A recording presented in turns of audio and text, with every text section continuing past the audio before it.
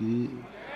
आचार्य श्री गुरुवर कुंद कुंद महाराज की जय हो। आचार्य श्री गुरुवर विद्यासागर महाराज की जय हो। बोले परम पूज्य निर्यापक मुनि पुंगव 108 श्री सुधा सागर जी महाराज की।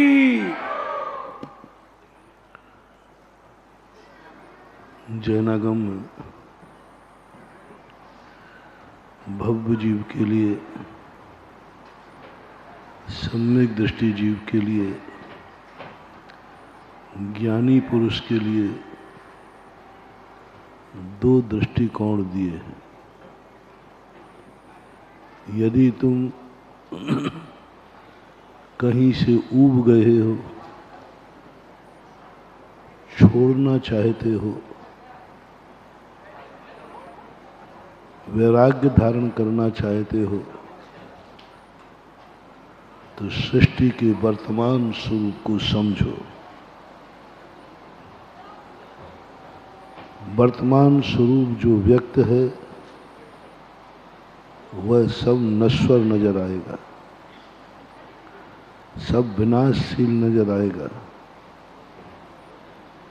मन तुम्हारा उदासीन हो जाता है। क्या करूं, ये तो इससे क्या राग करूं, ये तो मिट जाएगा। पानी का बलबूजा है जिंदगी, बादलों का संगठन है जिंदगी, बिजली की चमक है जिंदगी, पानी की बरसात है जिंदगी, धूप और छांव का डेरा है जिंदगी।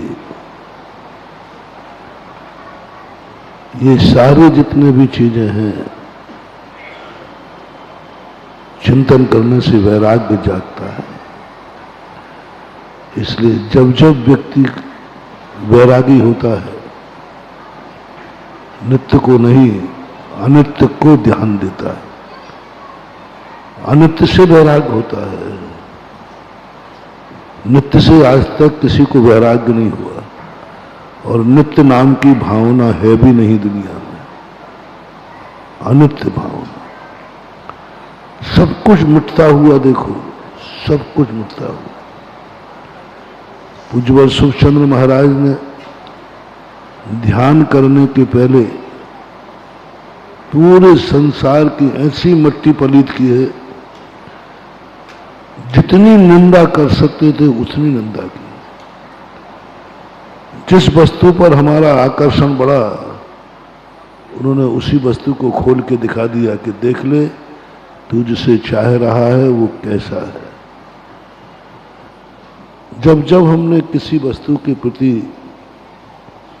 थोड़ा राग जागा, शुमचंद महाराज ने उसकी सारी कलई खोल दी, घृणा करा दी।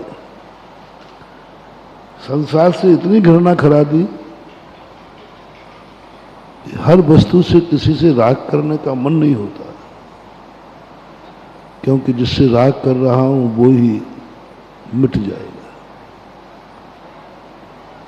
जैनाचार्यों ने अस्थिमान संसार की निंदा क्यों की?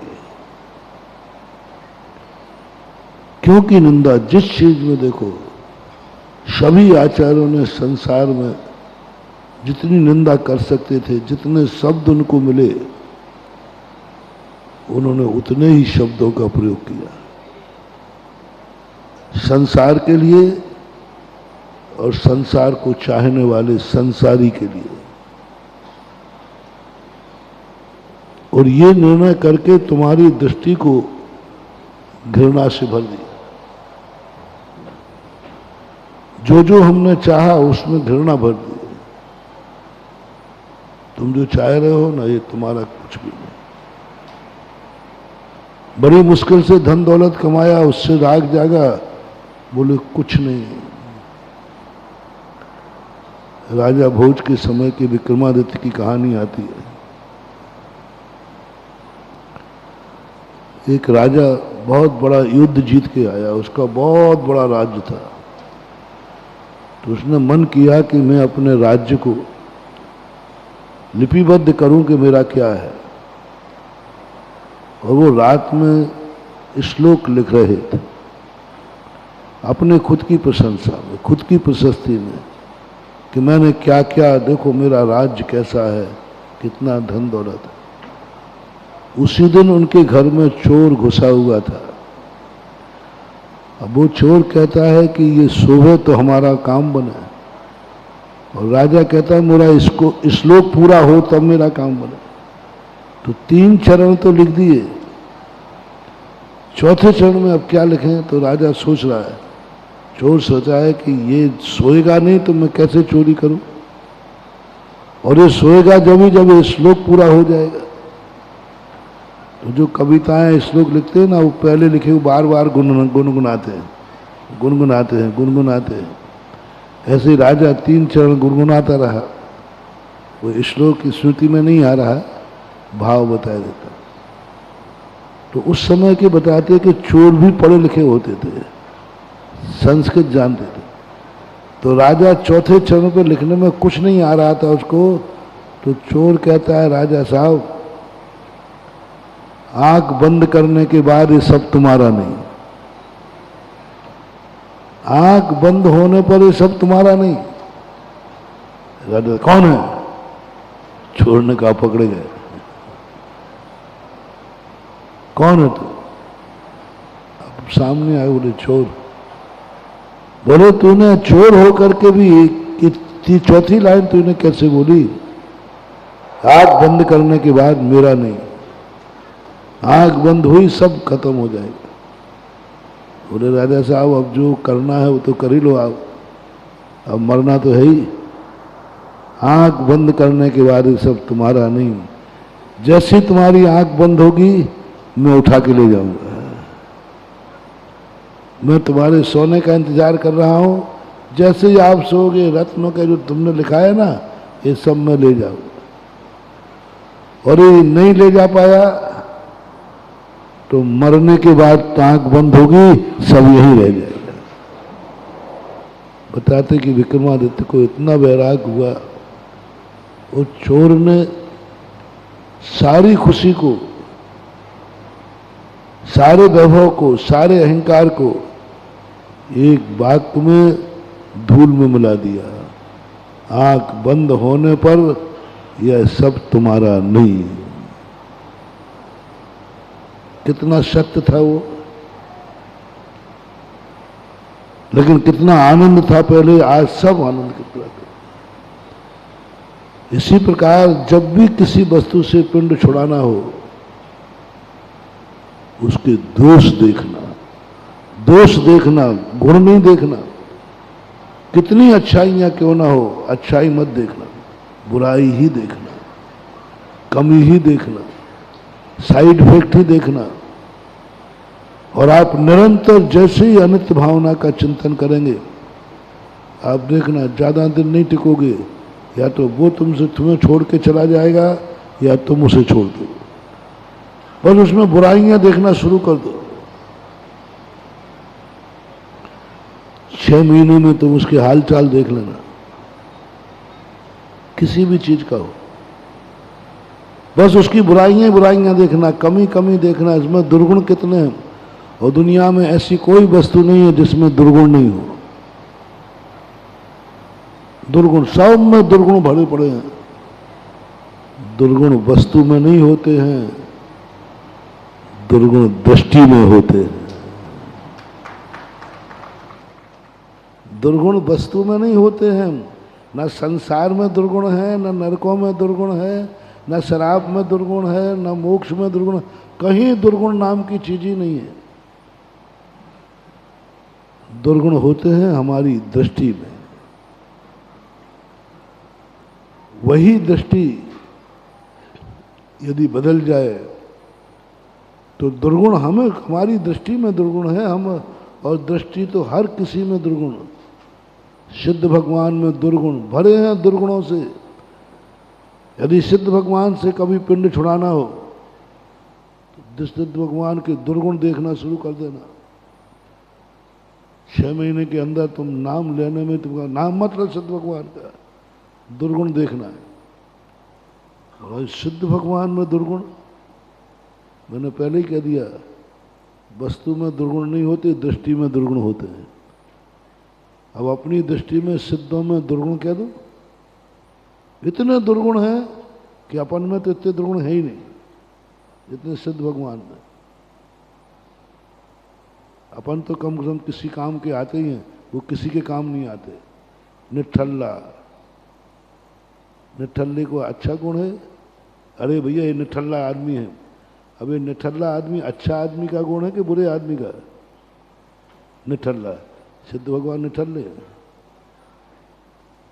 निष्कर्मा, कोई कर्म ही नहीं करते, किसी के काम ही नहीं आते, सब जानते, शक्ति है। आप ये बताओ, किसी के पास कोई शक्ति हो और किसी जीव को बचा सकता है वो, और नहीं बचावे तो वो अच्छा व्यक्ति के बुरा आदमी? बचाने की शक्ति हो और नहीं बचावे, नहीं बचाना, लो साहब अच्छा आदमी।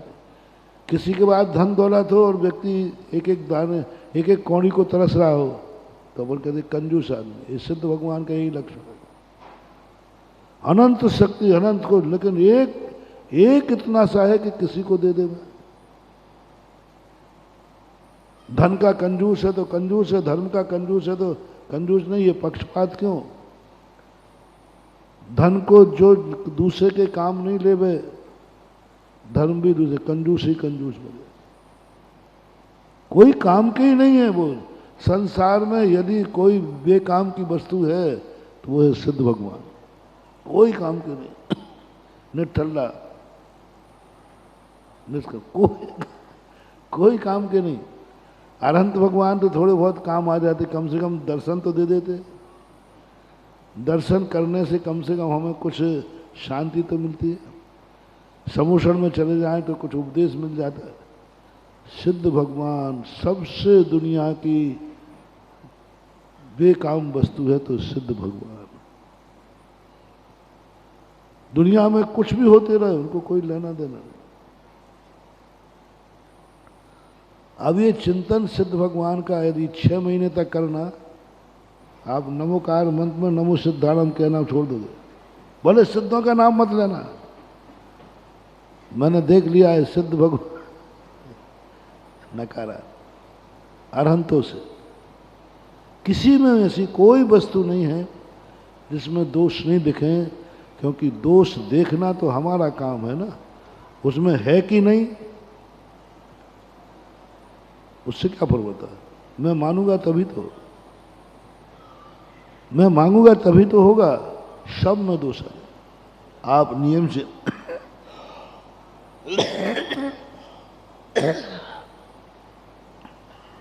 ये कला हमारे जैनाचार्यों ने, पंडितों ने, इसको घर से कैसे छुड़ाऊं? इसको घर बहुत प्यारा है, इसने बड़े बड़े इंजीनियरों से बनवाया है, बहुत पैसा लगाया है। ये तो मरते दम तक भी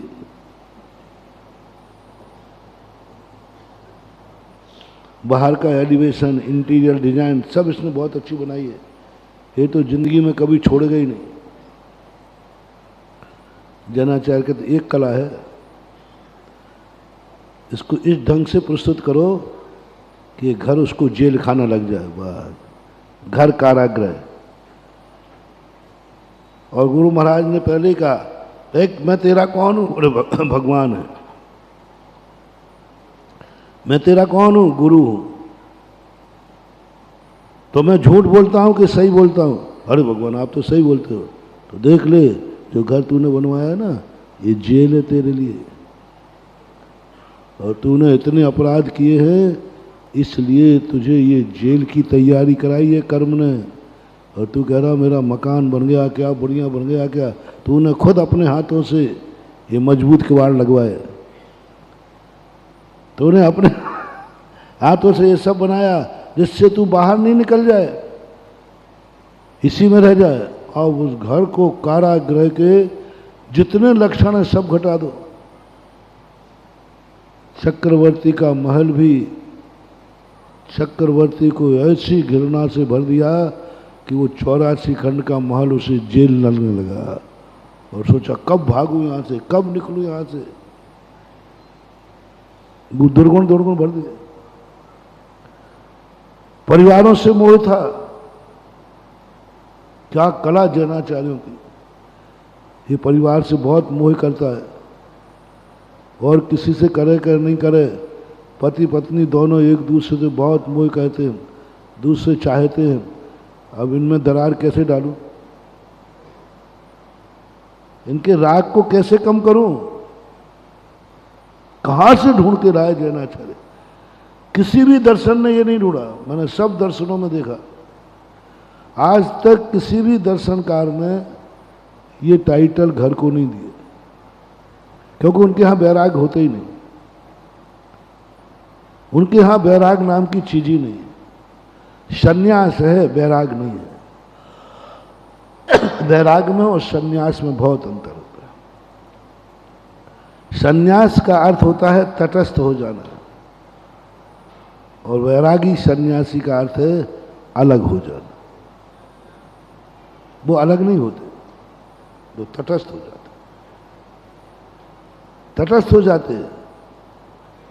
वो संसार की निंदा नहीं करेंगे, संसार को छोड़ेंगे नहीं, किसी भी चीज की निंदा नहीं होगी, वहां तटस्थ हो जाएंगे। संसार अच्छा है बुरा, ठीक है, अच्छा है बुरा। युद्ध अच्छा है या बुरा, तटस्थ।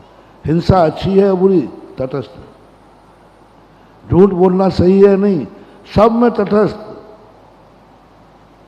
काष्ठवत, चोरी करना चाहिए या नहीं, तटस्थ हो जाएगा। जो व्यक्ति संन्यास्त हो जाएगा वो तटस्थ हो जाएगा, सब में, विचार में भी, परिग्रह में भी, सब में तटस्थ हो जाएंगे। बस बोले बस तटस्थ हो जाओ, उसी का नाम उनके यहां सन्यास है। इसलिए सन्यास की परंपरा तो हर संप्रदाय में है, क्योंकि वो कठिन नहीं है, तटस्थ होना है। गांजा पी रहा है कोई बात, नहीं पी रहा है कोई बात, कोई सब कुछ तटस्थ हो जाओ। बस उनके अंदर कुछ भी नहीं करना, वहां तुम्हारे तटस्थ। लेकिन जैन दर्शन कहता है पहले बैरागी बाद में सन्यासी, पहले बैरागी बाद में सन्यासी, पहले छोड़ो बाद में पाओ।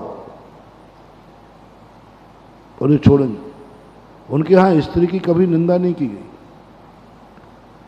स्त्री को छोड़ने की बात नहीं कही गई, उनका कोई छोड़ने की जरूरत नहीं है, तटस्थ हो जाओ। इसलिए उनके साधु भी, बड़े बड़े साधु भी अपनी पत्नियों के साथ रहते। जितने बड़े बड़े साधु हुए, बड़े बड़े साधु, सबकी गृहस्थी थी, बच्चे हुए, बच्चे हुए। भृगु से हुए भार्गव बन गए, भार्गव बन गए जाती है, भृगु ऋषि थे। सब ऐसे ऋषि बने, सबके यहां शादी हुआ। कुछ नहीं, तटस्थ हो जाओ, छोड़ना नहीं है, त्याग नहीं करना, उसको बेड़ी नहीं कहना, घृणा मत करना उससे। उसको उन्होंने जिंदगी का श्रृंगार माना, दाम्पत्य जीवन को उन्होंने श्रृंगार माना। और यहां तक कहा, गृहस्थी से पलायन करने वाली कन्या का कभी कल्याण नहीं होता। कन्या है तो उसे ग्रहण करना, विवाह करना ही है। माँ बाप के लिए भी लिख दिया कि जो अपने माँ बाप की कन्या का विवाह नहीं करता, पता नहीं कितने भवों तक उसके लिए जन्नत नहीं मिलती, कल्याण नहीं होता। तो उनके लिए उनको श्रृंगार बता दिया गया, आप कभी छूट ही नहीं सकते। जब स्त्री पुरुष एक दूसरे को श्रृंगार बनेंगे फिर वो कभी नहीं छूटेगा। सारे संसार की क्रियाएं उन्होंने कहा कि तटस्थ हो जाओ, तटस्थ हो जाओ। और सारे से कहीं भी संसार की निंदा नहीं। मां जैन दर्शन में देखा, जैन दर्शन ने नारी की ही निंदा नहीं की, नारी की सबने निंदा की है। नारी की निंदा करने से वैराग्य नहीं होगा, सन्यासी हो जाएगा। और नारी की परिभाषा में एक दिन बता चुका हूं। नारी की निंदा तो सबने की, लेकिन पत्नी की निंदा नहीं की, मां की निंदा नहीं की। मां विश्व का एक जैन दर्शन है जिसने कहा, क्या करना चाहते हो? बोले वैराग्य चाहिए। किसको छोड़ना चाहते हो? सबसे ज्यादा राग किससे है? तो अभी मैंने मकान का बताया, दूसरे नंबर का पत्नी से। बस एक ही तरीका है। पत्नी का तुम दोनों का राग नहीं टूट रहा है, बस एक ही तरीका है, पत्नी को श्रृंगार नहीं बेड़ी मान लो। घर कारागृह बनिता बेड़ी, पूरे संसार, बनिता ने पत्नी होता है। पूरे संसार में हमने हर दर्शन को पढ़ा, कहीं भी पत्नी को बेड़ी के रूप में प्रस्तुत नहीं किया। मां जैनियों के यहां बेड़ी कह दी। बताओ, अब करो बेटा बेड़ी से राग। कौन कौन से बेड़ियों से राग है? राग हो तो कल से एक एक सबको पहनवाऊं यहां, एक एक बेड़ी, जो हथकड़ी रहती है ना, हथकड़ी। अब हथकड़ी के नाम से ही घृणा है, नाम से ही द्वेष है। और पहले कह दिया मैं कौन हूं? बोले भगवान तुम आप मेरे भगवान हो। मैं कौन हूं? तुम आप जिनवाणी मां है। मैं कौन हूं? गुरु हूं। तो मैं सही बोलूंगा कि झूठ बोलूंगा? नहीं, अरे भगवान आप तो सही बोलोगे। तो मैं बोल रहा हूं, जिस पत्नी को तू प्राणों से प्यारी चाह रहा है वो पत्नी नहीं है, बेड़ी है, बेड़ी। अब और इस बात पर यदि मेरे विश्वास ना हो तो आज से दोनों जब भी सामने आओ बेड़ी आ गई। इनको बेड़ा कह देना, तुम भी कहना बेड़ी आ गई। जब भी सुन बेड़ी आ गई, बेड़ी बेड़ी बेड़ी बेड़ी बेड़ी। 6 महीने बाद आप कहोगे महाराज बचाओ मुझे इन बेड़ी से, और छोड़ के बैरागी हो जाओगे। नहीं हो तो दोनों में कितना भी राग हो, जो जैनाचार्य ने चिंतन दिया, ये चिंतन शुरू कर दो। घृणा से भर जाओगे। जैसे बेड़ियों से तुम घृणा करते हो, ये कब छूटे कब छूटे कब छूटे। 6 महीने बाद तो तुम छोड़ के आ जाओ। और विश्वास नहीं हो तो आज से जिनको करना हो करके देख लो। 6 महीने पर और कुछ मत सोचना, उपकारी गुण मत सोचना। तुम्हारे जीवन में कितना अच्छा किया, कितना क्या किया वो मत सोचना, बस तुम तो उल्टे बुरा बुरा सोचो। कहाँ कहाँ मुझे बाधक है, कहाँ कहाँ मेरे लिए परेशान करती है, कितनी आप, बस वही सोचना। 6 महीने में मामला सेटल हो जाएगा। बस दोनों श्रीफल लेके आओगे महाराज जी। वो कहेगा मुझे इससे बचाओ, वो कहेगा मुझसे बचाओ। मैंने कहा किया तो मैं नहीं था, आ जाओ बेटा दोनों जने। तो क्या गजब की कला जैनाचार्यों की।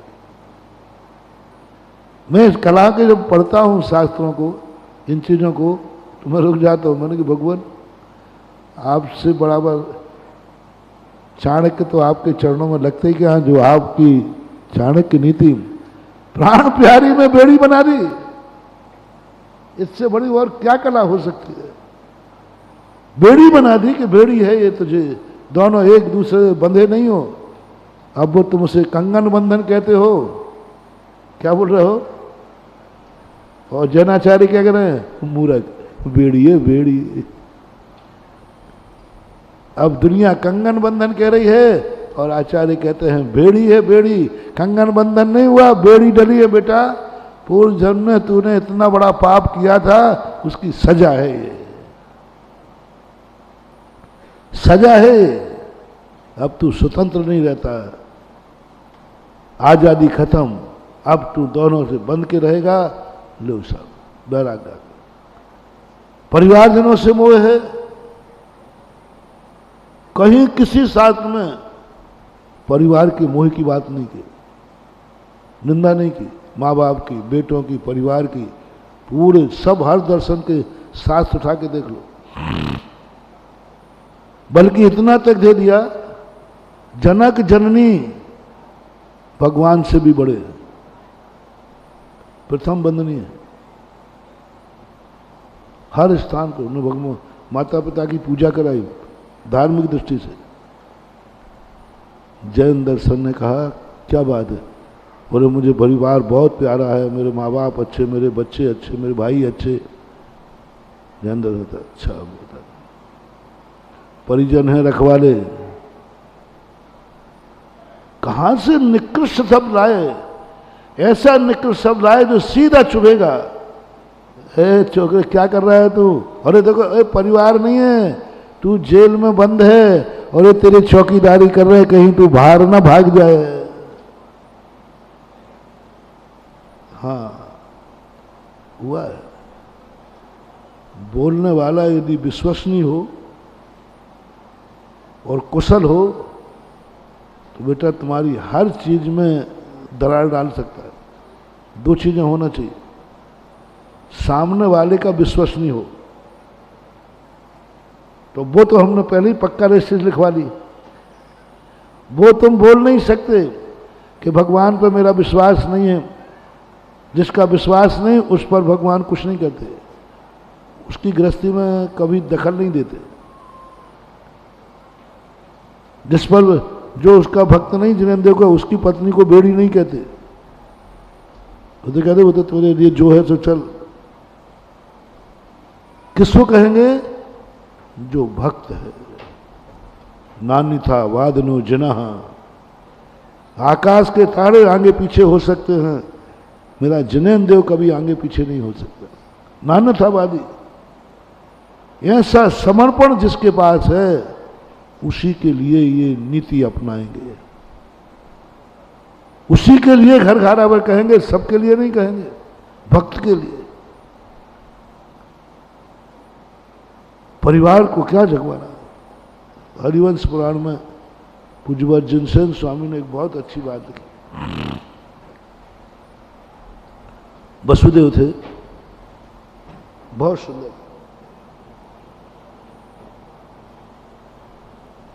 बहुत सुंदर था। तो लोग निकलते थे तो उसके लोगों के मन में, स्त्रियों के मन में बड़े विकल्प आते थे। तो राजा साहब से कहा, राजा साहब राजकुमार की सुंदरता को देखकर नगर की स्त्रियों के मन विचलित हो जाते हैं, इसलिए या तो राजकुमार को आवरणित करके भेजा जाए। राजा ने कहा कोई बात नहीं, भेजा जाए। राजा ने व्यवस्था बना दी, बहुत लंबा चौड़ा स्थान बनाया और राजकुमार को आदेश दिया, देखो राजकुमार तुम्हारे लिए मैंने बहुत सुंदर व्यवस्था बनाई है, इससे बाहर नहीं जाओगे आप, यहीं खेलना है, यहीं घूमना है, जितना एरिया चाहिए, और बड़ा चाहिए तो और बड़ा करा दो। उनको बाहर घूमने की पाबंदी लगा दे। राजकुमार खुश थे, सब सुविधाएं थी। किसी एक दास ने बोल दिया, राजकुमार तुम्हें बंदी बनाया गया है, तुम्हें बंदी बनाया गया, आप इस बाड़े से नहीं जा सकते हैं, इस बाहर आप नहीं जा सकते हैं। और उस दास ने ऐसी उनकी निंदा कर दी, ये है तुम्हारा, ये है, ये है। राजकुमार कहते मुझे बंदी बनाया गया है, मैंने कौन सा अपराध किया? और उस दास ने लगा दिया आगे उनके दिमाग में। वसुदेव तुरंत रातों रात उठे और पूरे राज्य को छोड़कर कहा, देखे मैं पूरे राज्य में घूमूंगा, देखे मुझे कौन रोकता है। राजकुमार निकल गए राज्य से, पूरे आर्यावर्त में घूमे, विद्याधर श्रेणियों में घूमे, खूब संकट उठाए, खूब सुविधाएं की, खूब राज्य किए, खूब युद्ध किए। इधर पिताजी नारायण चिंता में कि कहाँ करेगा। तो ऐसा होता है, कुशलता चाहिए। जनाचार्य ने कहा इस भक्त को संसार से कैसे निकालूं, घर कार है बनता, परिजन है रखवाले, बस रखवाले कह दिया, ये सब तेरे परिवार हैं, तू जेल से भाग ना जाए इसलिए चौकीदारी कर रहे हैं। देखा तुम कहीं बाहर जाते हो तुरंत फोन आता है कि नहीं? बोले आता है। कहाँ हो? अब देखना मैं आग लगा रहा हूं तुम्हारे। बोलो तुम 10 मिनट लेट हो जाते हो कि नहीं? हाँ, तो तुरंत फोन आता है कि नहीं? कहाँ हो? यही तो चौकीदारी है, यही तो तेरी आजादी में दखल है।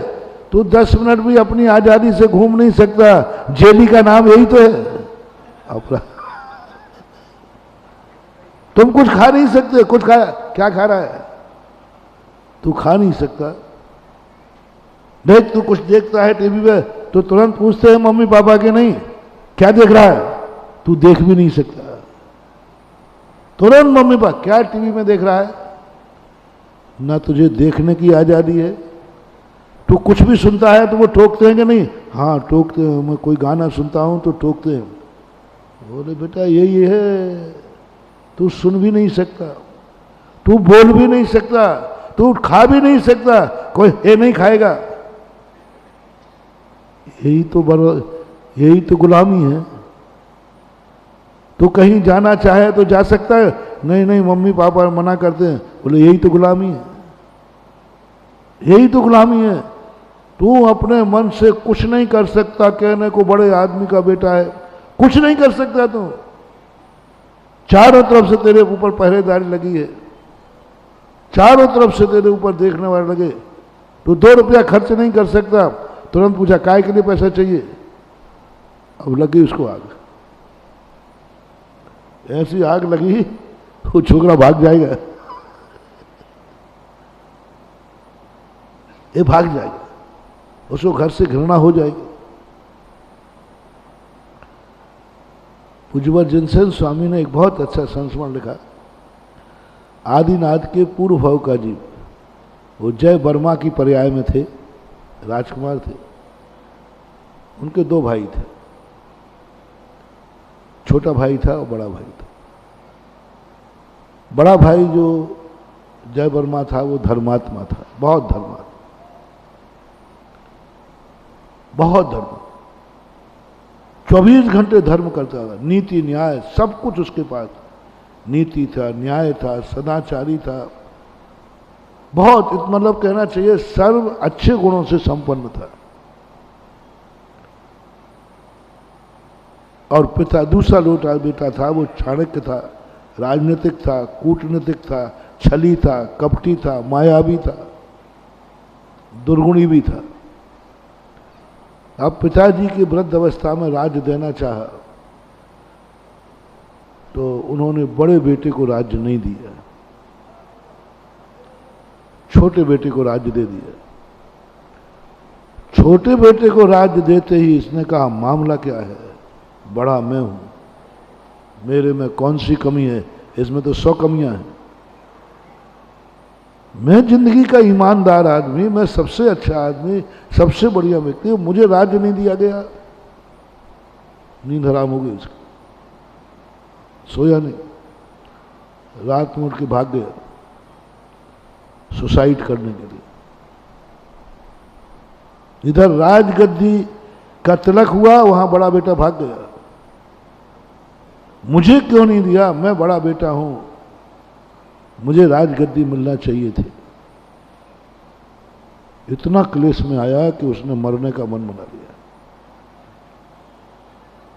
जैसे मरने को जाता है वहां मुनि महाराज मिल जाते हैं। सुबह जैसे महाराज मिले तो उसने कहा मरने की अपेक्षा साधु बन जाओ ना, मरने की अपेक्षा साधु बन जाओ। तो पहुंच गया, महाराज जी मुझे दीक्षा दीजिए, मुझे दीक्षा लेना है। मैंने कहा भैया क्यों लेना दीक्षा? बोले देख लिया महाराज ये संसार सब बेकार है, धोखे की ठाटी है, कुछ नहीं है यहां।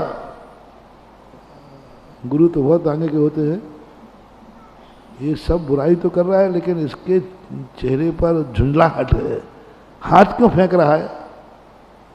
सब बेकार, सब धोखेबाज, सब दगाबाज, सब विश्वासघाती।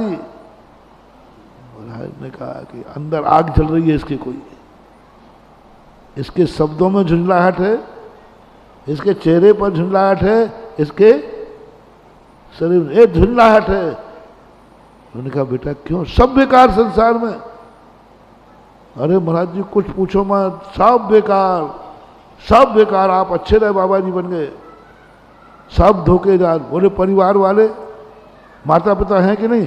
बोले हैं। उनका नाम ही मत लेना महाराज, वे तो और बेकार।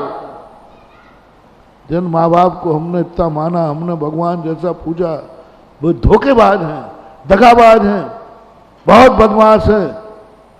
मन में कुछ है, वचन में कुछ है। महाराज समझ गए, माँ बाप की निंदा इतनी, इतने शब्द परिवार के प्रति। महाराज समझ गया मामला कुछ गड़बड़ है। उन्होंने कहा बेटा माँ बाप भी बहुत बुरे। महाराज जी मत पूछो, आप बताओ, आप बताओ, ये अच्छे माँ बाप हैं? मुझे चाहते थे, नाटक करते थे, पाखंडी, चाहने का नाटक मुझे करते थे। बेटा तू ही मेरा बेटा है, तू ही मेरी लाज है, सब कुछ मेरे। और बताओ महाराज, जो राजगद्दी मेरे छोटे भाई को दे दी। महाराज समझ गए मामला ये है बेटा, बैराग मैराग नहीं है ये। लोमड़ी को अंगूर नहीं मिले तो अंगूर खट्टे। आप देखना 90% तुम्हारा बैराग ऐसा ही होता है। जो चीज तुम नहीं पा पाओ वो खट्टी है, जो तुम नहीं कर पाओ वो बेकार है, जो तुम्हारे हाथ में नहीं आ पाया सब बेकार है। आप देखना 90% विचार ये उठते हैं, वही अच्छा है लेकिन तुम नहीं कर पा रहे ना तो बेकार है। महाराज ने समझ गए, बेटा क्या बात है पूरी बताओ। बोले महाराज सुनिए आप, बड़ा बेटा मैं हूं और मेरे में कोई दुर्गुण नहीं है। राजगद्दी मेरे छोटे भाई को दे दी। बताओ महाराज ये क्या न्याय है? इसके बावजूद भी मैं घर में रहूं, इसके बावजूद भी मैं इस संसार में रहूं। अब महाराज तो बहुत आगे के होते हैं। महाराज ने कहा ये तो बैरी बनेगा माँ बाप का, साधु भी बन गया तो ये तो सिद्धियां करेगा बाप को भस्म करने की। उन्होंने कहा बेटा तूने जो दुर्गुण बताए ना, ये तेरे पिताजी ने बहुत अच्छा किया तेरे लिए। बोले कैसे अच्छा किया? राजगद्दी नहीं दी। बोले वो चाहते थे क्योंकि वो राजा है, मेरा बड़ा बेटा तो धर्मात्मा है, मेरा बड़ा बेटा तो अहिंसक है, मेरा बड़ा बेटा तो है ये राजनीति का पाप करेगा। वहां छल कपट हिंसा झूठ सब पाप करना पड़ते हैं, सब पाप करना पड़ते हैं, क्या नहीं करना पड़ता। तो तेरे पिताजी ने सोचा नहीं, ये गंदे कार्य में हम अपने बड़े बेटे को कीचड़ में नहीं डालूंगा। ये पाप, मेरा बड़ा बेटा तो हीरा है, मेरा बड़ा बेटा तो शुद्ध है, पवित्र है, इसको मैं इस गंदगी में नहीं जाने दूंगा। क्योंकि राजनीति बहुत गंदी है, बहुत गंदी है, उसको इसमें नहीं जाने दूंगा। और जो मार्ग मैं अपनाऊंगा मैं वही मार्ग अपने बेटे को बताऊंगा। और जो छोटा बेटा है ना, उसके प्रति उनको राग नहीं है। ये मरे से मरे, नरक में जाए वैसे ही नरक में जाएगा ये, क्योंकि हिंसा में रुचि है इसकी, दुनिया भर के खोटे कार्य में छली है, कपटी है, इसको तो वैसे ही दुर्गति जाना है। और राजनीति में पड़ेगा तो बहुत दुर्गति जाएगा। ये मान करके उन्होंने उस छोटे भाई को दिया। एक ढंग से उसको समझाया। महाराज जी ये बात थी कि पिताजी की? हाँ बेटा यही बात थी। तो अब मैंने तो गलती कर दी, अब क्या करें? कुछ नहीं करना है, जाके घर जाओ, पिताजी के पैर पड़ो, वो सारे राज्य में तुझे ढूंढ रहे हैं। और पिताजी से कहो पिताजी मेरी भूल थी जो मैंने आपको बड़ा बुरा कहा, आपने तो मेरे हित में किया है, हित में किया, बहुत अच्छा किया, बहुत अच्छा किया। घर गया, पिताजी तो खोज ही रहे थे, बेटा तू कहाँ चला गया था?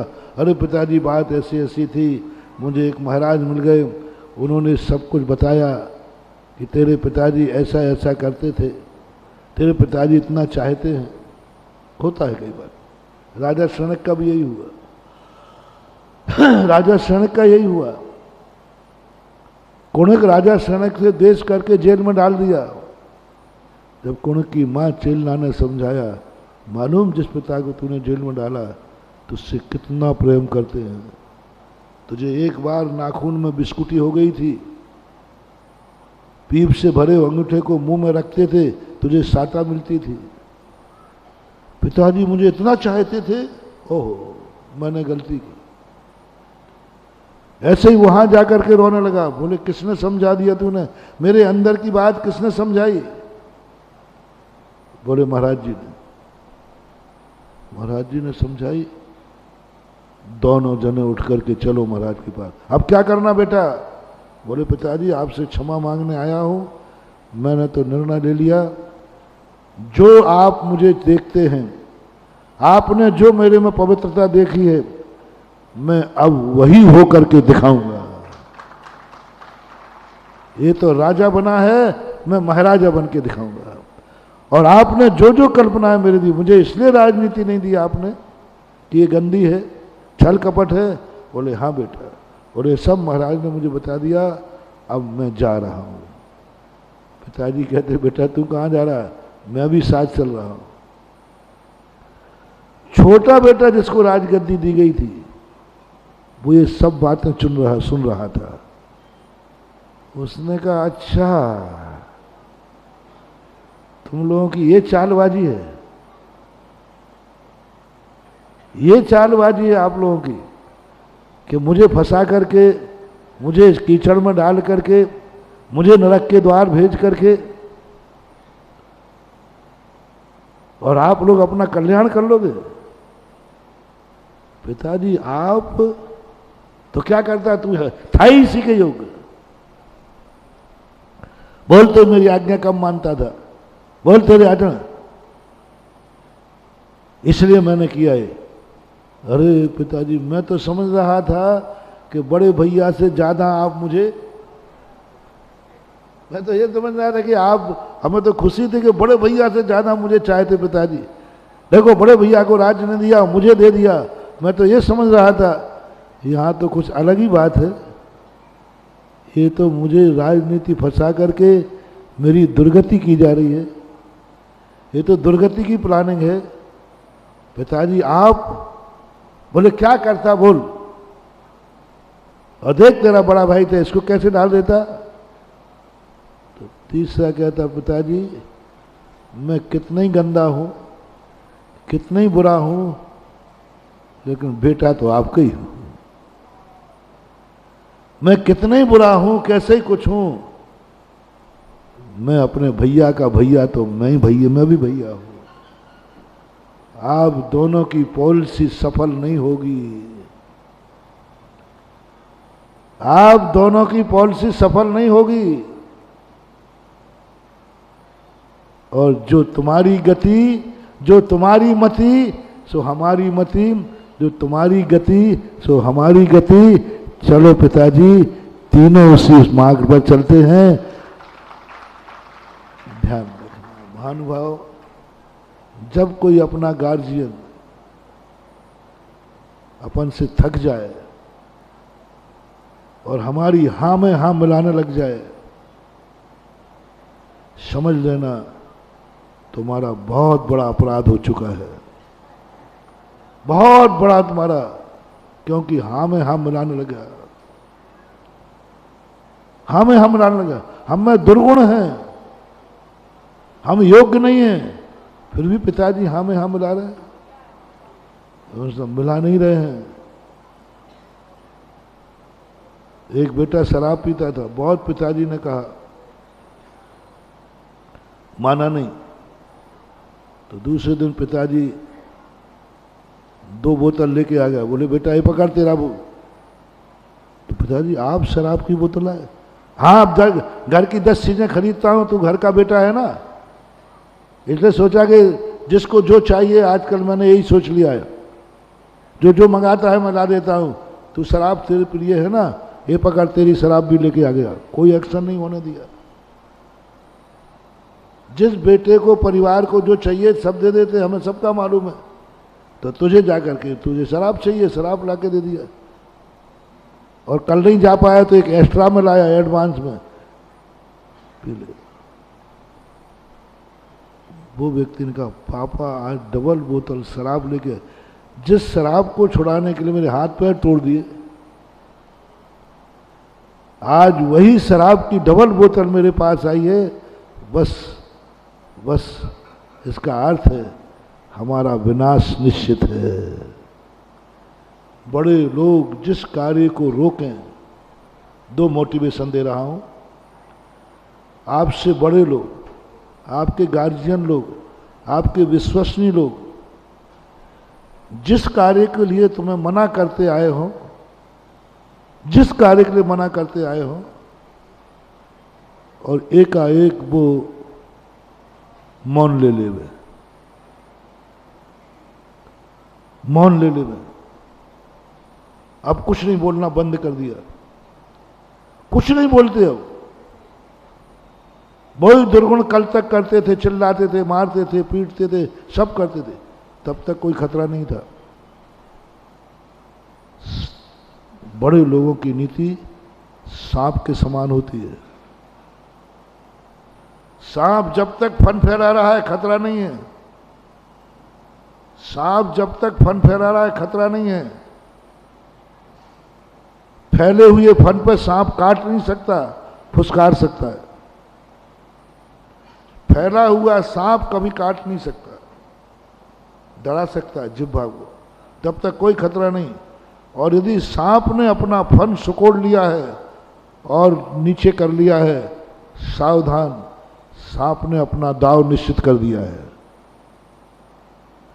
समझ लेना अब तुम्हारा बचना मुश्किल है। या तो उसने भागने की तैयारी कर ली है या तुम पर वार करने की तैयारी। फन फैला हुआ व्यक्ति वार नहीं कर सकता, चल नहीं सकता, ज्यादा तेजी नहीं होगी चलने में। ऐसे महानुभाव बड़े आदमी जब तुम्हारी किसी बुराई पर टोकते हो, तुम्हें डांटते हो, फटकारते हो, गाली देते हो,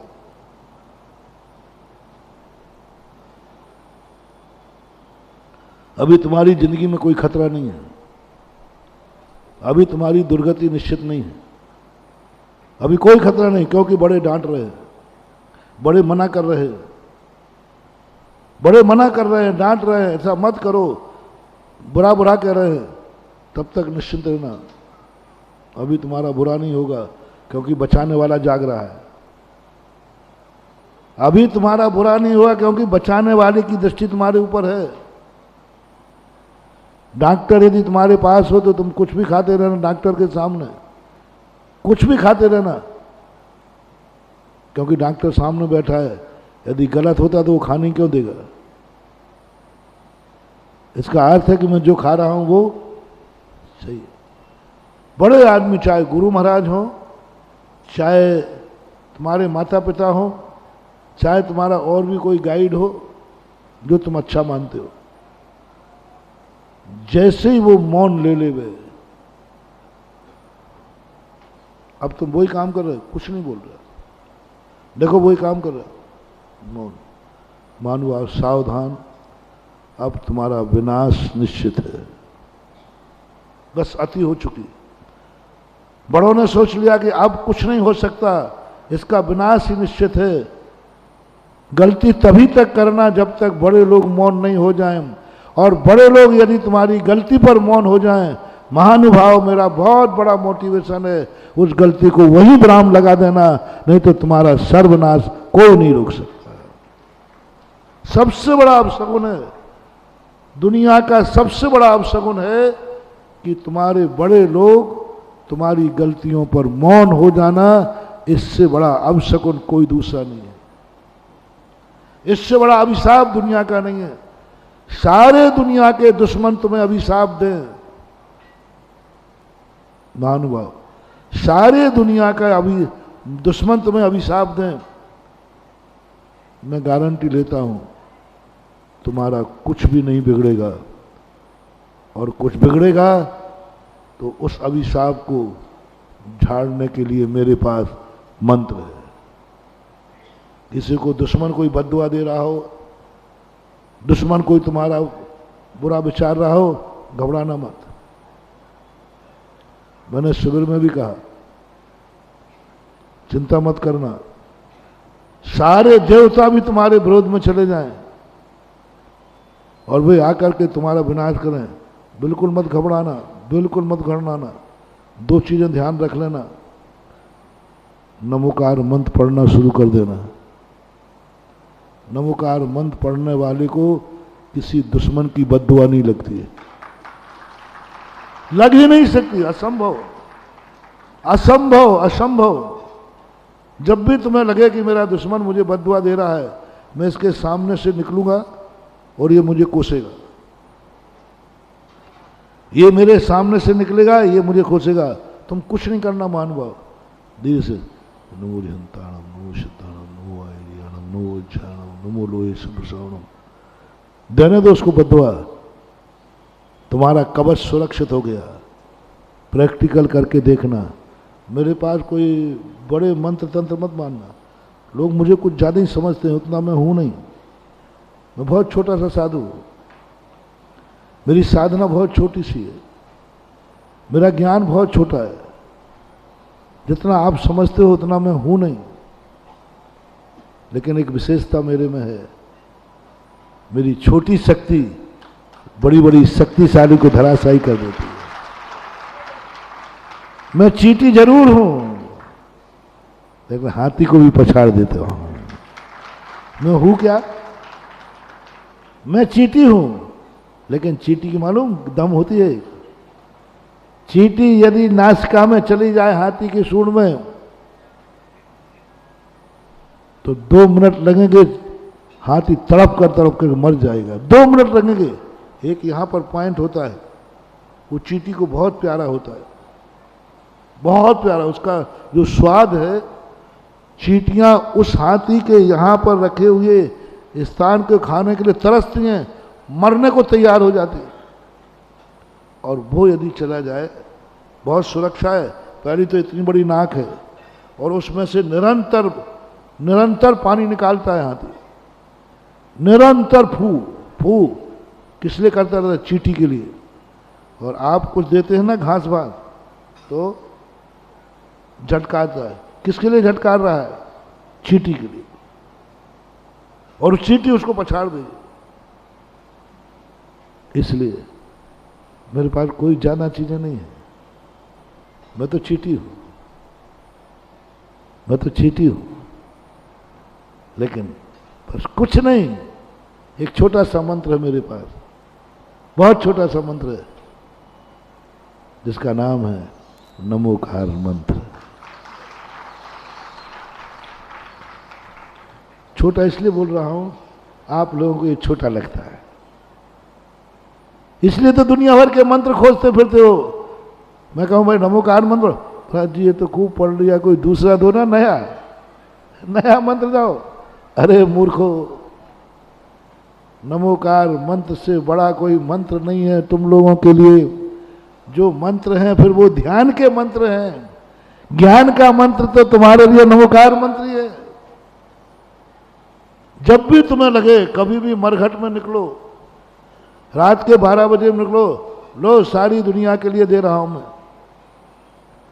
स्मशान में निकलो, कभी तुम्हें लगे कोई भूत आ गया है, कोई ऊपरी बाधा हो रही है, कोई यहां गड़बड़ है, ये दुश्मन मुझे ये कर देगा, ये बद्दुआएं दे रहा है, कुछ नहीं, उसके सामने आते ही कुछ मत करना, तुम तो नमोकार मंत्र पढ़ना, बाकी चमत्कार देखना क्या होने वाला है। कोई कुछ नहीं कर पाएगा। बाल वागन मैंने कहा शिविर में, और ज्यादा ही हो,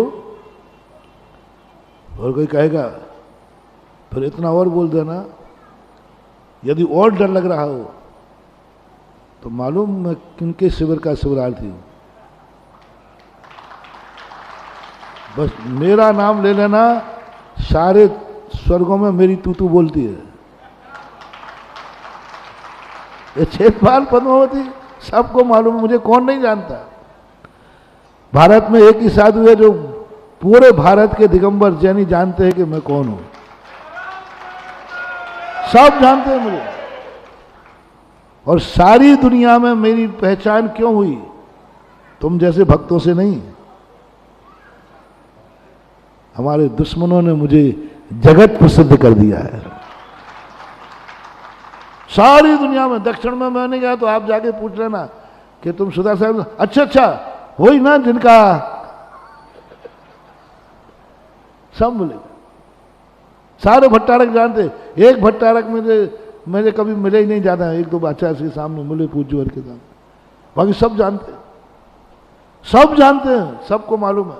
और नहीं हो तो आप किसी भट्टारक से दक्षिण में पूछना कि फलाने महाराज को जानते, कि आप प्रैक्टिकल तो करना। कभी तुम ही लोग लौट के सुनाते हो कि महाराज वहां गया, तो मैंने कि मैं तो कभी दक्षिण गया ही नहीं कहीं महाराज, लेकिन ऐसे मैंने कह दिया भाई तुम, और बस इतना ही कह देना, ध्यान रखना मैं महाराज जी के शिविर का शिविरार्थी हूं, और कोई भूत व्यंतर आके तुझे छू जाए तो क्लेम मेरे पे कर देना है। ये दो बातें बोलना है तुम्हें। पहला तो पढ़ना क्या है, नमोकार मंत्र, और ये शक्ति नमोकार मंत्र की किसने बताई? बस इतने में तुम्हारे सब काम हो जाए। मत घबराओ, आगम प्रमाण है, शास्त्रों का प्रमाण है। मैंने 2-3 बार कह भी चुका हूं। ब्रह्मदेव चक्रवर्ती ब्रह्मदत्त देवता मारने आया, नमोकार मंत्र पढ़ने लगा, भय से पढ़ रहा था। शुभम चक्र भय से पढ़ रहा था, मतलब भीतराग भाव से नहीं, तो भी देवता कांप गया, ये तो नमोकार मंत्र पढ़ रहा है, मैं कैसे छूं इसको? ये तो जब तक ये नमोकार मंत्र पढ़ना बंद नहीं करेगा मैं इसको मार नहीं सकता। वो कथा मेरे दिमाग में ऐसी बैठी, अरे मैंने कहा कि दुनिया भर के चक्कर में क्या पढ़ना। जिस मंत्र के पढ़ने मात्र से, ऊपर से पढ़ना, अंदर से नहीं।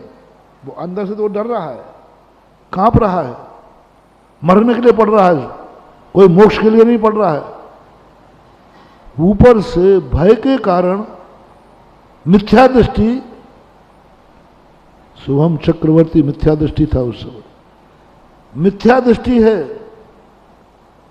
ऊपर से पढ़ रहा है, पर नमोकार मंत्र मात्र पढ़ने मात्र से देवता कांप रहे हैं, देवता छू नहीं पा रहा है।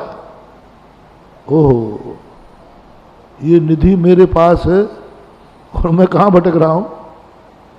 ये निधि मुझे कुल परंपरा से मिली, मैं कहां भटक रहा हूं।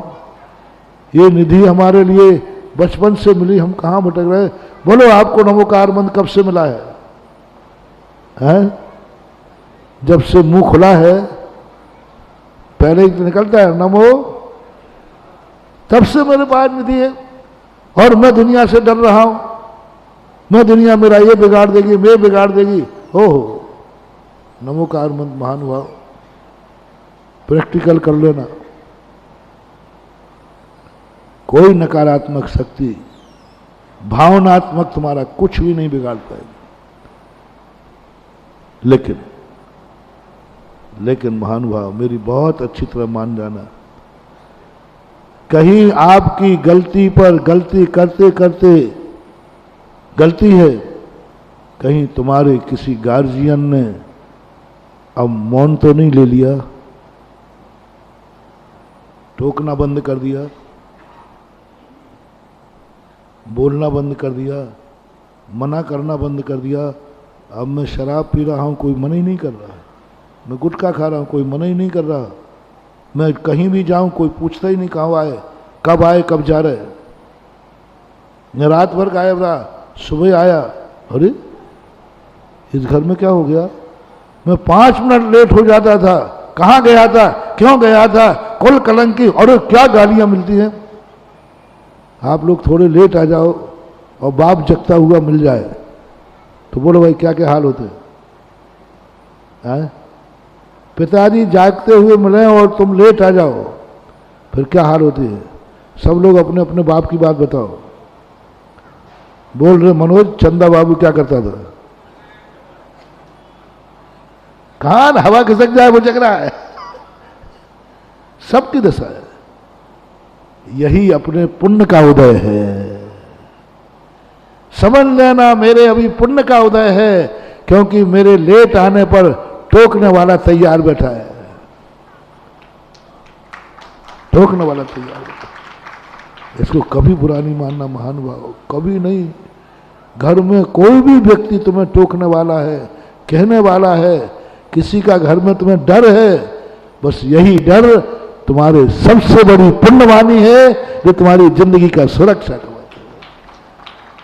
किसी ना किसी एक व्यक्ति से जरूर डरना। कोई भी कार्य करते समय मुझे किसी का डर नहीं है, समझ लो अब तुम्हारी बर्बादी निश्चित है। यदि तुम्हारे मन में आ गया मैं किसी से नहीं डरता हूं, मम्मी पापा से कुछ नहीं, महाराज से, अरे महाराज का सवाल ही नहीं उठता। क्या कर लेंगे महाराज? क्या कर लेंगे महाराज? 1.5 महीना और रहेगा वह।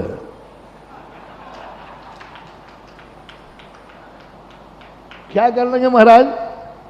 अरे भाई देख तू महाराज क्या कर रहे महाराज, कितने दिन के है बताओ भैया।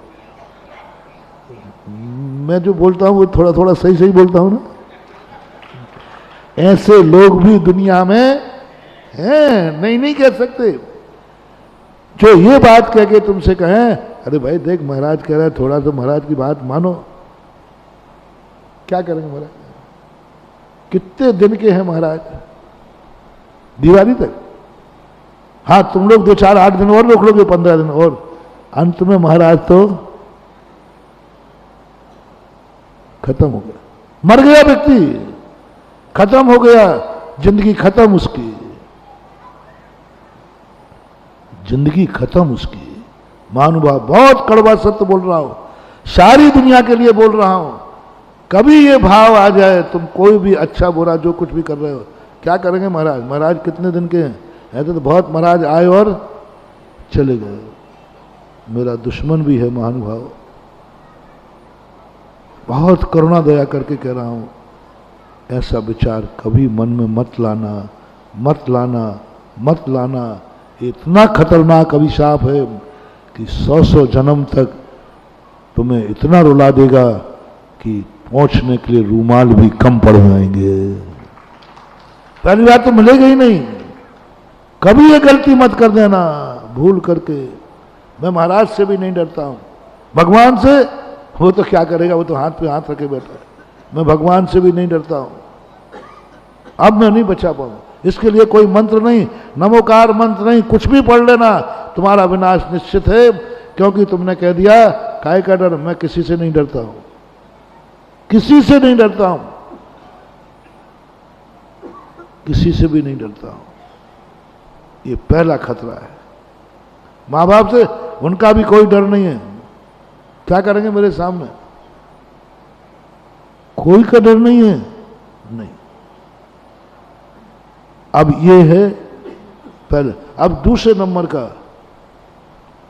तुमने महाराज जी आपका वो व्यक्ति जैनी का ऐसा कर रहा है, वो जैनी है ऐसा कर रहा है, वो मंदिर में है, मंदिर की कमेटी में है, क्षेत्र की कमेटी में है, यूं कह लो चतुर्मास समिति में भी है, वो ऐसा कर रहा है।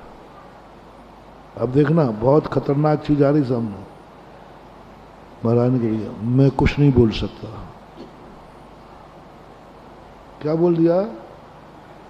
मैं कुछ नहीं बोल सकता। अरे 1.5 घंटे बोलने वाला कह रहा है मैं कुछ नहीं बोल सकता। दिन भर बोलने वाला कह रहा है मैं कुछ नहीं बोल सकता। बिना बोले बोलने वाला कह रहा है मैं कुछ नहीं बोल सकता। साधु की वो कला है, अप्रष्टैरवि वक्तव्यम सुसिद्धांतार्थ विप्लवे। जब सिद्धांत का किसी का विनाश हो रहा हो, कोई गलत मार्ग पे जा रहा हो, कोई गलत मार्ग पे जा रहा हो, कोई गलत कर रहा हो, तो साधु कहता है तुम्हारा मौन भी है तो मौन तोड़ करके उसको बचाओ। सज्जनता ये होती है। परोपकाराय शताम विभूति। साधु सज्जन का काम क्या है? दूसरे को गलत मार्ग से बचाना। गलत मार्ग पर जा रहा है, वो नहीं पूछा उसने मेरे से, फिर भी साधु की नीति कह रहा हूं, सिद्धांत अलग है और नीति अलग। नीति कहती है उसने नहीं पूछा कि मैं, तो भी आप बोलो, आप बोलिए कि तू गलत मार्ग पर जा रहा है, आप साधु। बेटा नहीं पूछा है तो बोलिए, आप उसके बाप हैं। बेटे ने तो पूछा ही नहीं कि मैं ये करूं या नहीं करूं, कुछ नहीं, तुम कौन हो? बाप वो है जो बेटा के पूछे बिना भी गलत मार्ग पे बोले नहीं करेगा तू, पापा मैंने आपसे पूछा नहीं। बोले तेरे पूछने की जरूरत नहीं, मैं तेरा बाप हूं। बेफालतू सलाह दे रहा पापा, मैंने कब पूछा कि मैं पीऊं कि नहीं पीऊं, मैंने कब पूछा कि गुटखा खाऊं कि नहीं खाऊं, मैंने कब पूछा, चुप बैठिए। तो बाप कहेगा तुझे पूछने की जरूरत नहीं है कि मैं तुझे एक थप्पड़ मारूं, और उठ करके एक जम के थप्पड़ा मारेगा। बोले थप्पड़ भी पूछ के मारूं कि एक और मारूं, क्योंकि मैं तेरा बाप को पूछने की जरूरत नहीं। और जो बाप बेटे की गलती करने पर, बेटे ने नहीं पूछा इसलिए महाभारत में बहुत गजब की निंदा हुई है,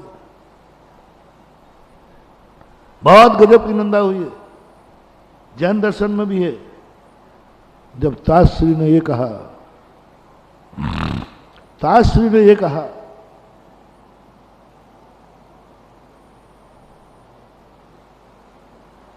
द्रौपदी के कहने पर कि आप सब मेरे पिता तुल्य, आप मेरे पितामह, आपके सामने हस्तिनापुर की कुलवधू का चीरहरण हुआ, आप लोग क्या कर रहे हैं? क्या उचित है? द्रौपदी कहती है। तब भीष्म कहते हैं बेटी, जो बात तू आज पूछ रही है, ये पांडव, ये धर्मराज जुए पे दाव पे लगाने के पहले पूछते कि ताजश्री क्या मैं नारी को दाव पे लगा सकता हूं? पूछो अपने धर्मराज से, पूछो अपने पति अर्जुन से, पूछो पांडवों ने। उस समय तो मेरी कोई इज्जत नहीं की, हम बैठे रहे और ये खेलते रहे। क्या मेरे से पूछ करके जुए पे बैठे थे? क्या पूछा था? हम तो उस समय भी तो सामने बैठे थे, बस सबको प्रणाम करके धर्मराज जुए पे बैठ गए। क्या पूछा पिता ताजश्री मुझे जुआ खेलना चाहिए या नहीं? क्या द्रोणाचार्य ने कहा मेरा शिष्य होकर के मेरे सामने जुए पे उतर रहा है, क्या उसने पूछा गुरुदेव जुआ खेलने बैठूं? उस समय मेरी आज्ञा क्यों नहीं ली गई? उस समय दाव पे सब लगाते गए। जब द्रौपदी पे दाव के लगाने के लिए इन पांचों पांडवों की नीतियां कहां गई थी? पांचों पांडवों का पितामह कहां गया था? पांचों पांडवों का गुरु कहां गया था? कि इन पांचों पांडवों ने एक ने भी नहीं समझा। और ये धर्मराज जिसने ये भी नहीं समझा कि मैं नारी को दाव पर लगा सकता हूं या नहीं, कम से कम अपने बुजुर्गों से पूछ लूं ताजश्री क्या मैं द्रौपदी को दाव पर लगा सकता हूं? अर्जुन पूछ लेता क्या मैं भाई को यह अधिकार दे सकता हूं? अर्जुन क्यों उसका गुलाम बन गया? तेरा पति है गांडीव धनुषधारी। क्या ये खड़ा होकर के नहीं कह सकता था हे पितामहो, हे गुरुदेव, मैंने अपने भाई को सारे अधिकार दिए हैं, मैंने अपने भाई को सारे अधिकार दिए, मुझे दास बना दिया, कोई बात नहीं। क्या भाई को इतना अधिकार भी दिया जा सकता है कि मैं अपनी पत्नी को दाव पर लगाए? मेरा बड़ा भाई, ज्येष्ठ, बड़े भाई को क्या बोलते हो? ज्येष्ठ। जेठ जेठ जेठ बोल, क्या जेठ अपने छोटे भाई की पत्नी को दांव पर लगा सकता है? अर्जुन ने क्यों नहीं पूछा ये?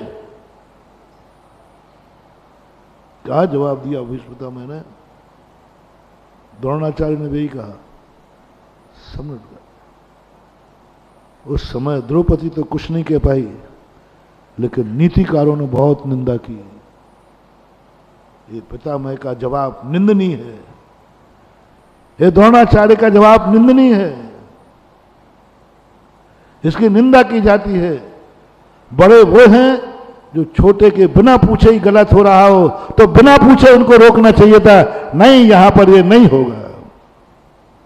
भीष्म में तलवार निकाल के खड़े हो जाते, कौन मजाल है जो मेरे सामने नारी को दांव पर लगाएगा? अप्रष्टैरपि वक्तव्यम, पूज्यवर शुभचंद्र आचार्य महाराज ज्ञानाणु, क्या गजब की पंक्ति है। शास्त्री पितामह हो, आपके परिवार हैं बच्चे, बच्चों ने नादानी की है तो क्या हुआ? आप चुप क्यों बैठे? आपने विरोध क्यों नहीं किया? आपने विरोध क्यों नहीं किया कि ये जुआ नहीं खेला जाएगा? और खेला जाएगा तो द्रौपदी दांव पर नहीं लगेगी।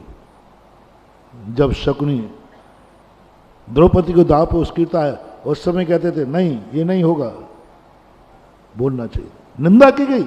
हालांकि ताश्री का जो जवाब था वो सही था कि नहीं? सही था, हमसे पूछे ही नहीं, गुरु का भी सही था, लेकिन नीति कहती है कि नहीं, आप ताश्री हैं, बड़ा वह है जो छोटों की गलती ना पूछने पर भी उनको बतावे तुम गलत कर रहे हो। हाँ, आपके कहने पर भी बात भी वो नहीं मानता तो फिर बात अलग थी। आपके कहने पर नहीं मानता, आपके विरोध करने के बाद नहीं मानता, वो बात अलग थी। तो आज मैं प्रसंग में ला रहा हूं महानुभाव, कहीं आपके जब तक आपके लोग आपको टोक रहे, आपको उल्हाना दे रहे हैं, आपका गार्जियन आपको बहुत बुरी गाली दे रहा है, बहुत मर जाए इससे अच्छा तो जब छाया चला, राक्षस है कहीं का, रात में खा रहा है, राक्षस है जब चाय वो गालियां तो आपको मालूम है। बाप क्या क्या देता है, जब तक ये गालियां बाप की मिल रही हैं, समझ लेना बेटा तुम्हारा कोई कुछ नहीं बिगाड़ने वाला है। कर्म भी नहीं, कर्म भी नहीं, महानुभाव करो, बहुएं करो। सासुएं जब तक गाली दे रही है, सासू जब तक तुम्हें टोक रही है, थोड़ा ही सा कहीं कुछ लाई, कहाँ घूम रही है, अब वो नाम मैं नहीं बोलूंगा, पता नहीं क्या क्या बोलते थे। तुमसे तो बोल रहा हूं, इनसे बोलकर कहीं आफत नहीं हो जाए, यार मामला गड़बड़ है।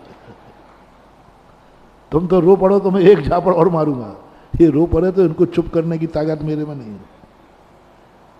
क्या क्या कहती है सासुएं, कुछ भी उल्टा, क्या संस्कार लेके आई है, क्या करके आई, सारे घर का बर्बाद कर दिया, सारे ना कर्म के, हमारी तो ऐसी किस्मत बुरी थी, कहाँ की गले पड़ी। ऐसी सासू जब तक तुम्हें मिली रहे, समझ लेना तुम्हारा कोई कुछ नहीं बिगाड़ सकता है, सावधान। ऐसी सासू मिल जाए तो तुम अपने जीवन को अभाग्यशाली मानना कि मुझे कोई टोकने वाला है, मुझे कोई गाली देने वाला है, मुझे एक एक चीज पर मेरे ऊपर निगरानी रखने वाला है। मेरे ऊपर कोई निगरानी रख रहा, मैं कहीं जा नहीं सकती, 5 मिनट की आज़ादी नहीं, 5 मिनट की आज़ादी, लेट आई सहेलियों के सामने निपटा दिया।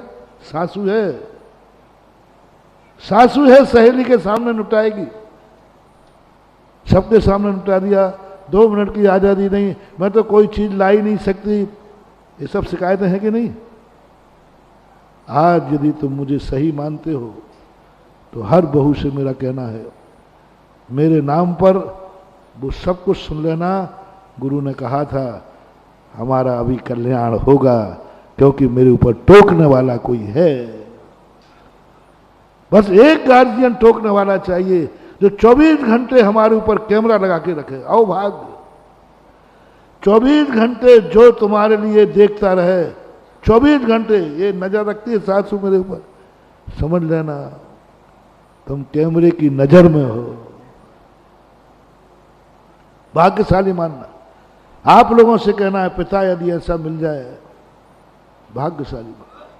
दूसरी बात जो मैं कह रहा था कि यदि, अब कान खोल के सुनो, यदि इन दोनों ने मौन ले लिया, सासू ने मौन ले लिया,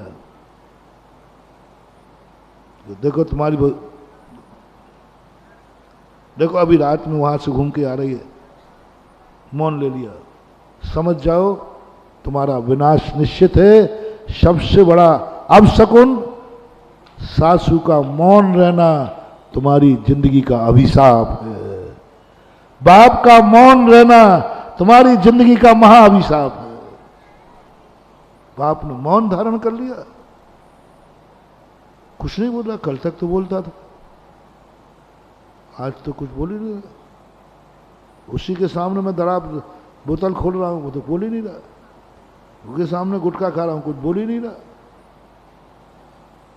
आज को मैं रात भर नहीं आया, सुबह गया, किसी ने कुछ बोला ही नहीं, कोई नहीं बोल रहा, सब पूरे घर ने मौन ले लिया। महानुभाव, महानुभाव, महानुभाव, बहुत करुणा दया करके कह रहा हूं, सावधान हो जाओ। तुम्हारी जिंदगी का सबसे बड़ा अपशगुन और विनाश शुरू हो गया, क्योंकि आज कोई भी टोकने वाला मौन ले लिया। गुरु ने मौन ले लिया। महाराज जी बोलिए, फलाना व्यक्ति देखो मंदिर में शराब पी के आया है, आप बोलिए। कौन था? भैया जरा मौन, मैं नहीं बोलूंगा। साधु यदि तुम्हारे, तुम उसको अच्छा मत मानना, ये मत मानना कि साधु मौन हो गया, कुछ बोल ही नहीं रहा है। साधु का मौन होना तुम्हारे विनाश का संकेत है, तुम्हारे विनाश का संकेत है। क्योंकि साधु, और जब तक साधु बोल रहा है, आप कह दो बड़बड़ा रहा है, बड़ है अपनी भाषा बोलते ना, महाराज आप तो कुछ भी बोल देते हो, थोड़ी सी गलती हो जाए आप सबको निपटा देते हो, थोड़ी सी कमेटी से चूक हो गई सबके सामने निपटा देते हो, माइक पे निपटा देते हो, यही होश नहीं कि लाइव चल रहा है। हाँ, जैसे उसने कहा था ना बहू ने, माँ जी हमारी बहुत बेकार है, किसी के साथ सहेलियों के सामने निपटा दिया। हाँ निपटाएगी, वो तुम्हारी सासू है। महाराज आपने भी सबके सामने निपटा दिया। हाँ मैं तेरे गुरु हूं, निपटा सकूंगा, निपटाऊंगा।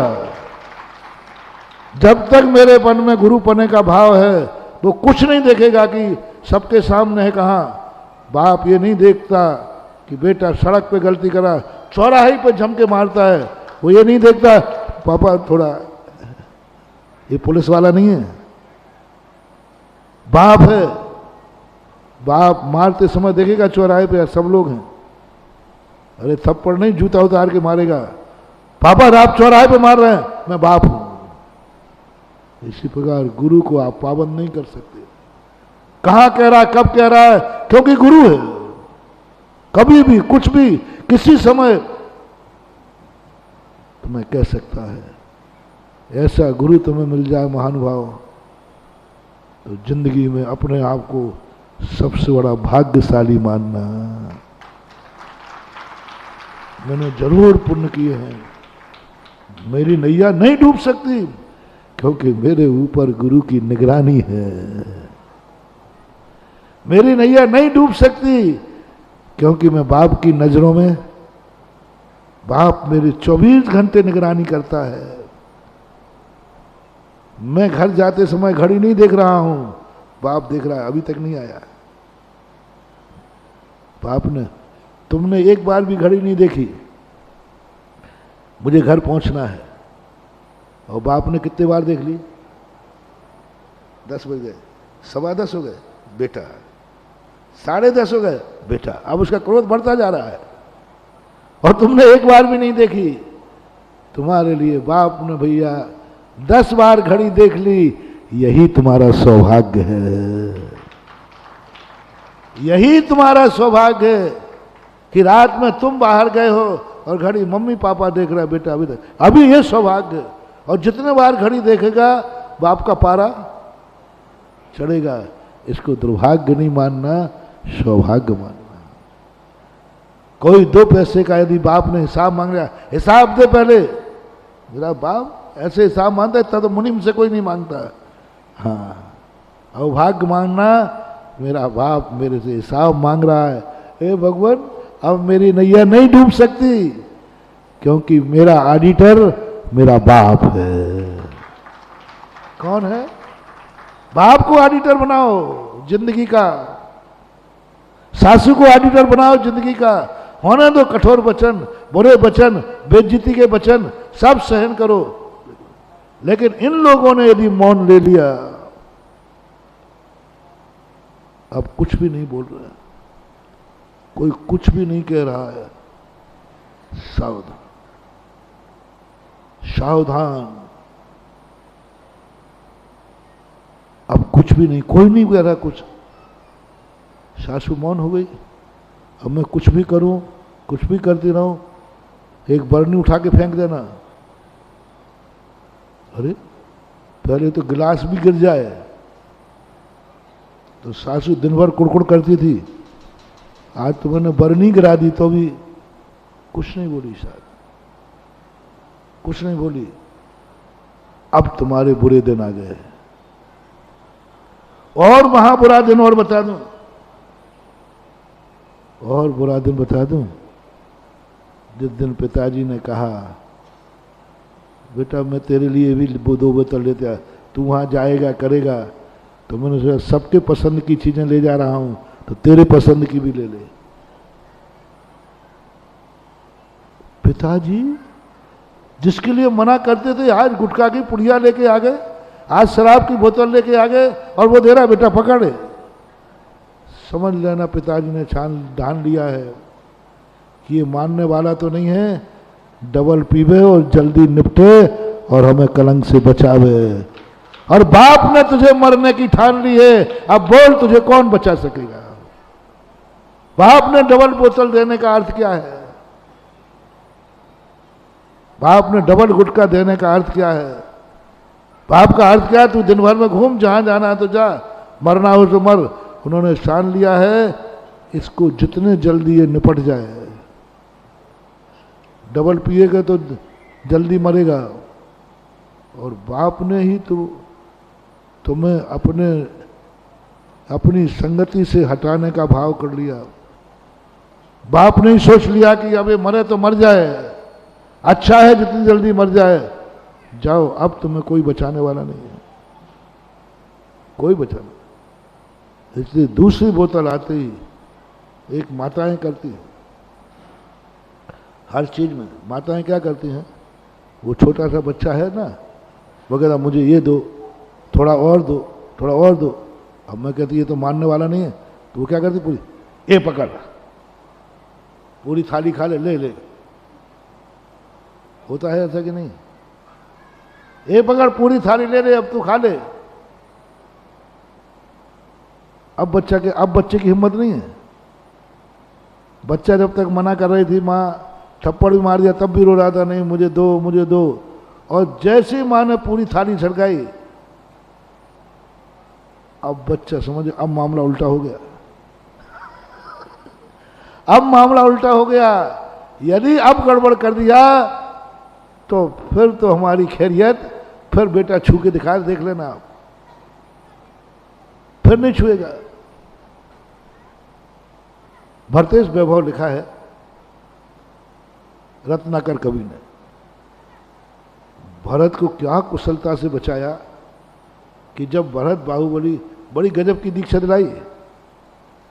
बाहुबली कहता था नहीं मैं चक्रवर्ती हूं, मैं भी उसी बाप का बेटा हूं, ठीक है वो चक्ररत्नक है।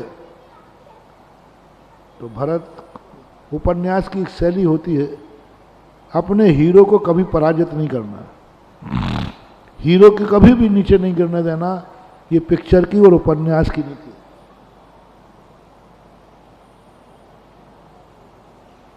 और भरतेश वैभव नाम,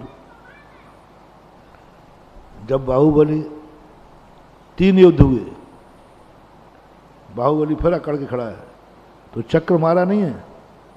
भरत कहते उद्दंड कहीं का, ले अब तू राज्य कर, मैं जा रहा हूं दीक्षा लेने। ये पकड़, ये पकड़, चक्र को धक्का दे दिया। और बाहुबली ले अब तू संभाल,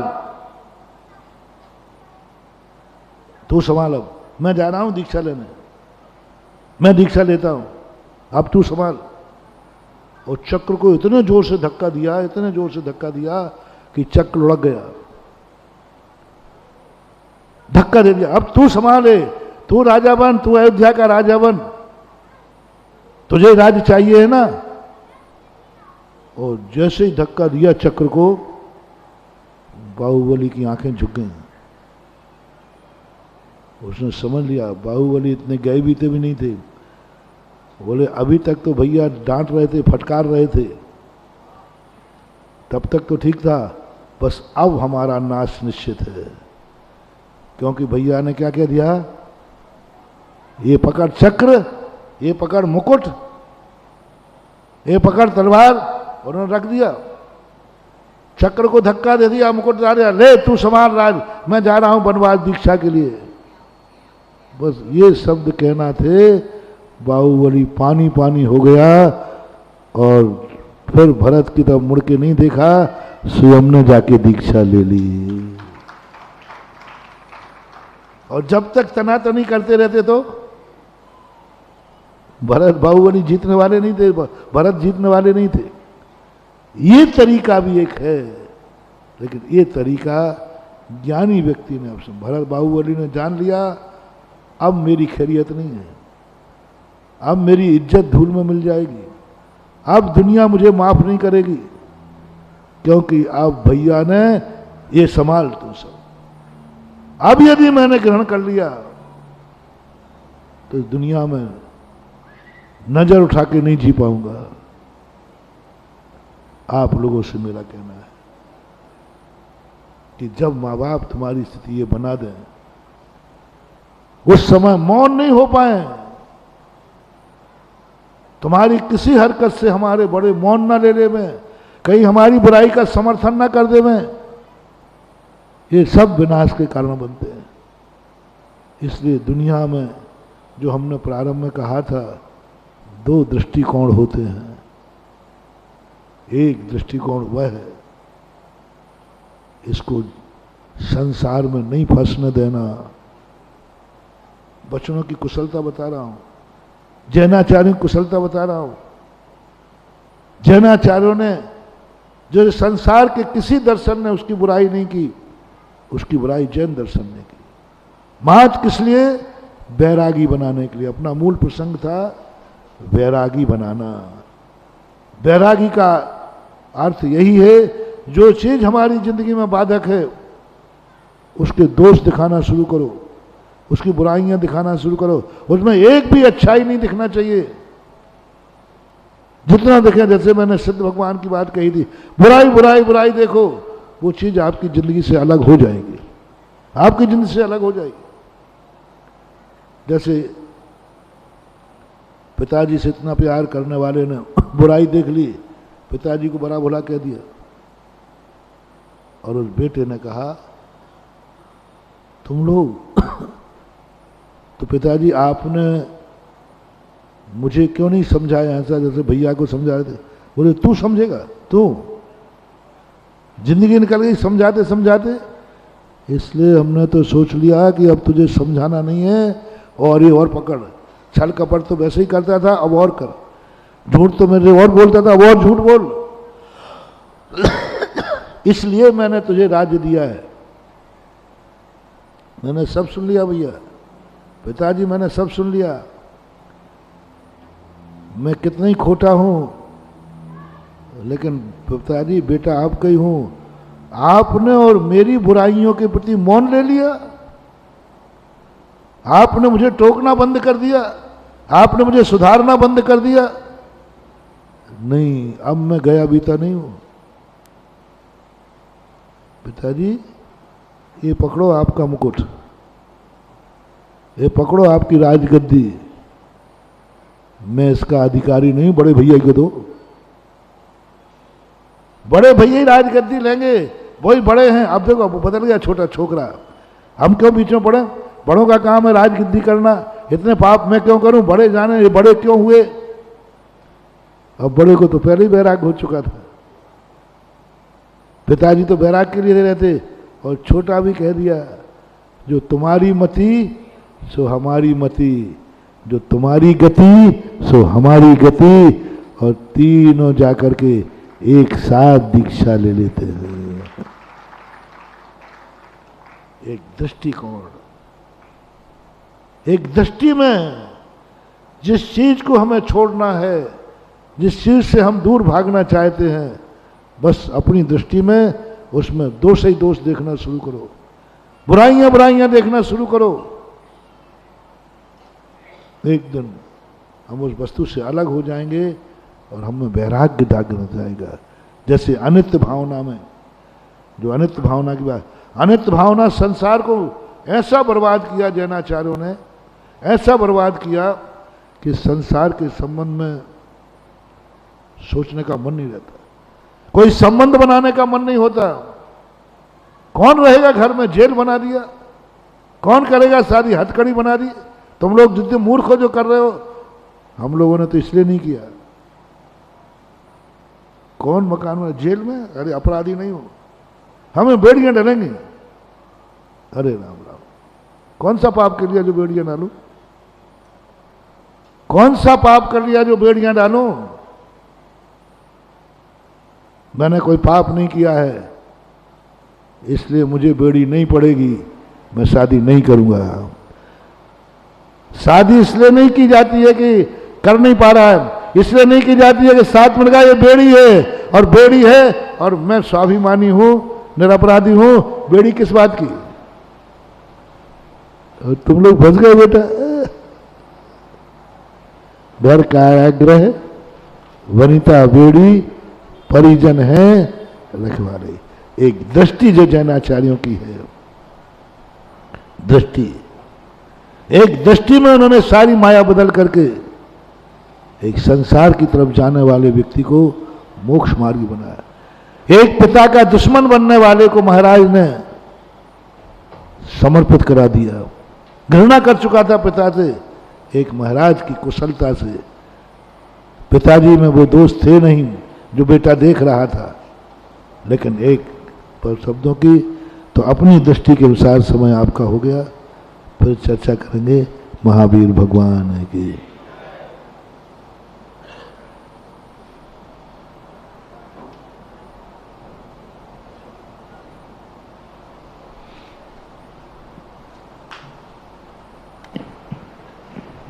साथियों, आज के प्रवचन को उम्मीद है यहाँ पर बहुत सारे बेटे बहुएं सुन रहे होंगे, लेकिन लाइव में तो सुन रहे होंगे, और नहीं सुन रहे होंगे तो उन्हें सुना जरूर दीजिएगा।